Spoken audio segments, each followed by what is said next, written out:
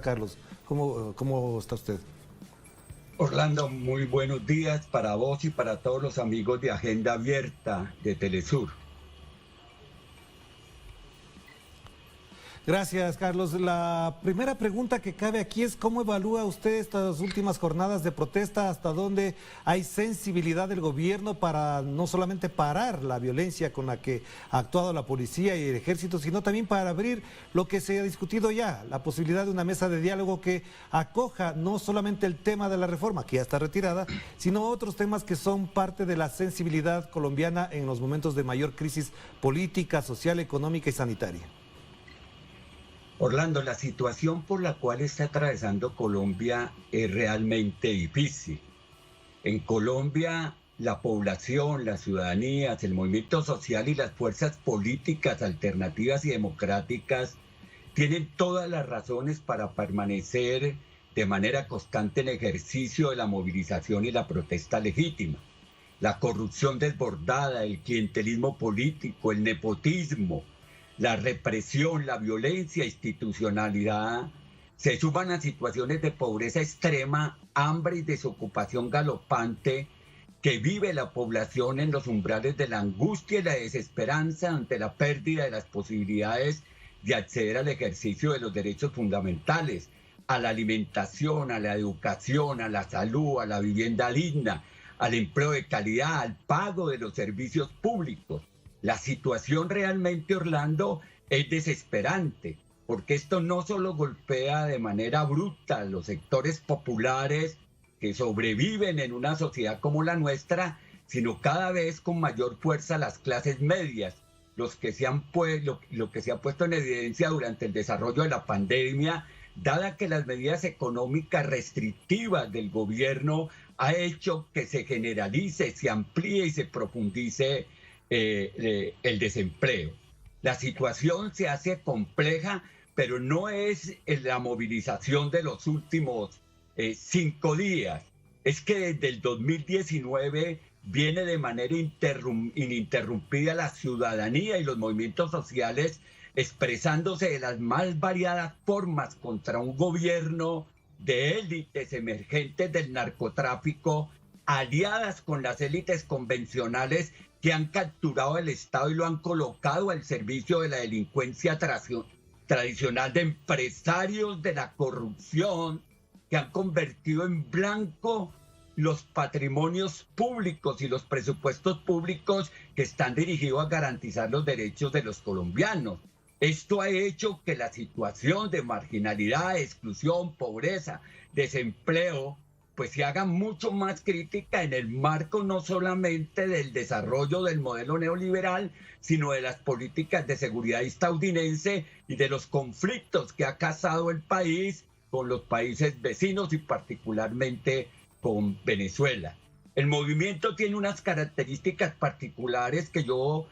trato de señalar, que es un movimiento fractal. Esto es entendido como una particular forma de la protesta social legítima que en el marco de los problemas estructurales del país repite de manera semejante el mismo patrón de protestas a diferentes escalas y con diferente orientación que depende en lo esencial de las especificidades del territorio y de las poblaciones, así como de la multitud de agendas reivindicativas y transformadoras que se expresan en la coyuntura, específicamente en las agendas de los indígenas, de las mujeres, de las negritudes, de los trabajadores, de los estudiantes. Todas las poblaciones tienen agendas que se han acumulado en el tiempo como razón del incumplimiento que ha tenido el gobierno frente a estas agendas. Entonces se ha perdido la credibilidad por parte de la población de las ofertas de conversación y de solución,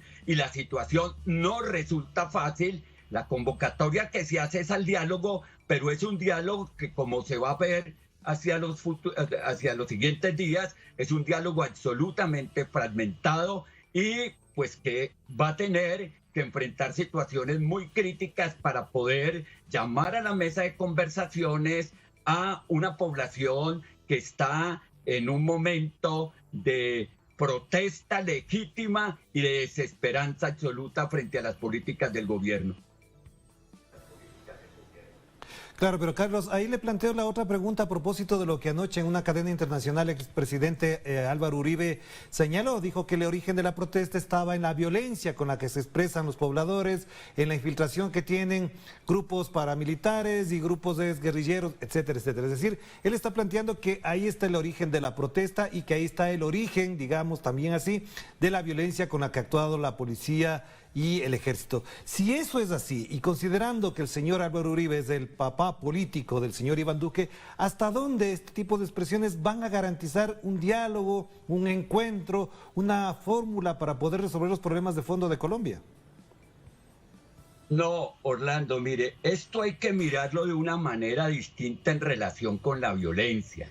Los primeros agentes generadores de la violencia son el Estado. Aquí el movimiento se da de distintas maneras, por eso es fractal. En el día usted lo que ve por las calles es manifestaciones de multitudes de la ciudadanía, de los jóvenes, de los trabajadores, que con pancartas, con cantos, con tamboras, con tocatas, con música, con alegría, están expresando sus gestos de inconformidad. Pero en las noches la fuerza pública que trata de romper estas manifestaciones se desplaza hacia los barrios periféricos y se inicia ya unas jornadas de violencia brutal que han afectado no solamente a la población y han dejado un número significativo de heridos. Se habla de más o menos 800 heridos, de detenidos también que van por 1.200 detenidos, de muertos que van casi por los 25 muertos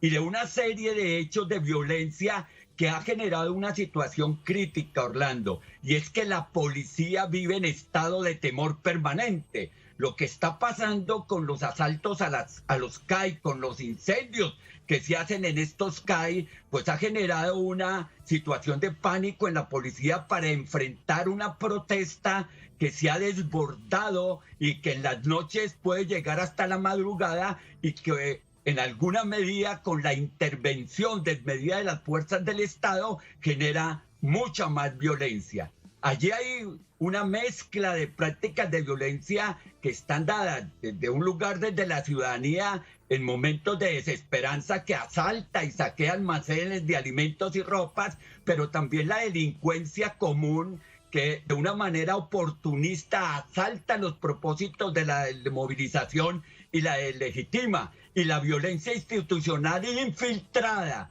que confronta y propugna la ruptura de los propósitos de la movilización generando situaciones de dispersión, o la violencia institucional abierta que se expresa en el ejercicio de la brutalidad policial y la práctica criminal del terrorismo de Estado. O sea, la situación realmente no es fácil en el manejo de las formas de violencia que se están presentando en esta situación. Es muy importante convocar a la institucionalidad como lo vienen haciendo distintos sectores de la academia, de la sociedad civil, de los derechos humanos, los pronunciamientos hechos por las Naciones Unidas, por la delegada de Derechos Humanos de las Naciones Unidas, por la Comunidad Europea, por el mismo gobierno norteamericano, de detener la violencia institucional contra la población y de encontrar rutas de diálogo que puedan generar consensos para frenar la crítica situación por la que está atravesando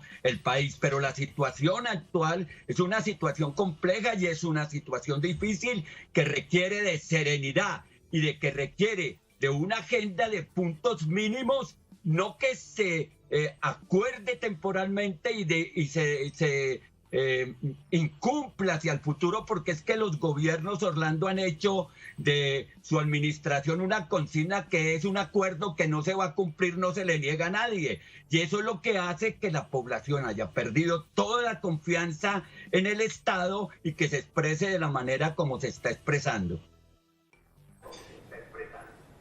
Y una última pregunta, Carlos, para cerrar y también mirar en perspectiva y en perspectiva política lo que está pasando, considerando dos elementos. Uno, que se acercan las elecciones y hay movimientos, reacomodos incluso desde el punto de vista electoral. Y segundo, porque las élites colombianas, digamos, del establecimiento colombiano, como ustedes lo denominan, se aferra y no va a dejar que, por ejemplo, un candidato progresista, nombremos por ejemplo a Gustavo Petro, llegue al poder. Incluso hay amenazas de muerte que se podrían considerar en el devenir político electoral. ¿Hasta dónde la salida democrática podría estar solamente afincada en el plano electoral, esperando a que cambie el gobierno de Iván Duque?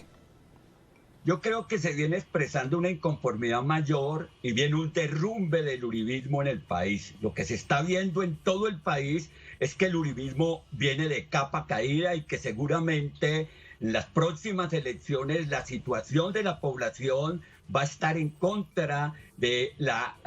siembra de odios a través de las cuales se hace la campaña electoral por parte del uribismo y el partido de gobierno. Pero es muy importante señalar que siempre en la historia del país los procesos electorales han estado precedidos de ciclos de violencia criminal entre opositores políticos de la extrema derecha, criminalizando a los sectores alternativos, y que hay necesidad de frenar esa situación. Y también señalar que hay que separar esta movilización social del momento electoral, porque si no termina señalándose que esto que se está haciendo de protesta social obedece a una estrategia electoral para poder posesionar un proyecto alternativo en el 2022. No, lo que está ocurriendo es absolutamente independiente del proceso electoral y obedece a la desesperanza, a la angustia, a la incertidumbre en que está viviendo la población en relación con el hambre, con la pobreza y con el desempleo, que son las tres grandes pandemias que vive nuestra sociedad.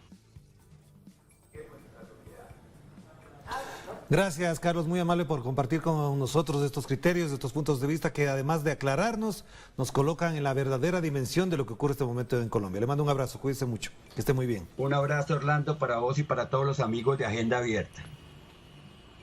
Gracias a Carlos Medina Gallego. A propósito de lo que está pasando en Colombia, su enfoque y su análisis nos ayudan a comprender de mejor manera lo que ocurre en ese hermano país, sangrado por la violencia estatal, como lo acaba de mencionar Carlos Medina. Veamos ahora cómo se pronuncia nuestra audiencia a propósito de la pregunta que les hemos planteado para el día de hoy. ¿Usted